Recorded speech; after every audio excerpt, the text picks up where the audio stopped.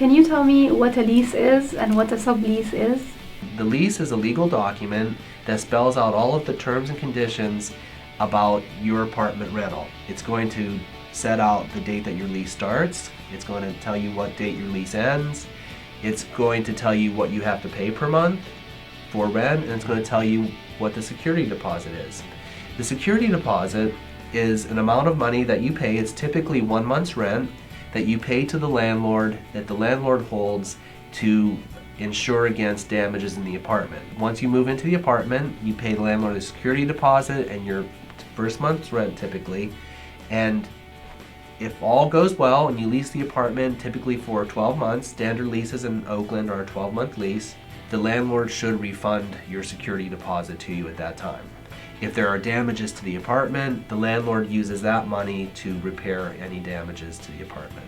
It's going to be important when you talk to the landlord and you read the lease to ask questions of the landlord. Ask them what it means, ask them what you're responsible for, and make sure that you get those what your responsibilities are in writing. It will also tell you who's responsible for paying utilities. A lot of leases are what they call full service leases, and they include everything. But the dominant lease that you're going to find in Oakland, depending on type of structure that it is going to be a lease where you're going to be responsible for paying your own utilities. Say if you're leaving for a month or 2 months and you'd like to have somebody lease your apartment and pay the rent for you while you're gone, you would lease to another individual that would be responsible to you.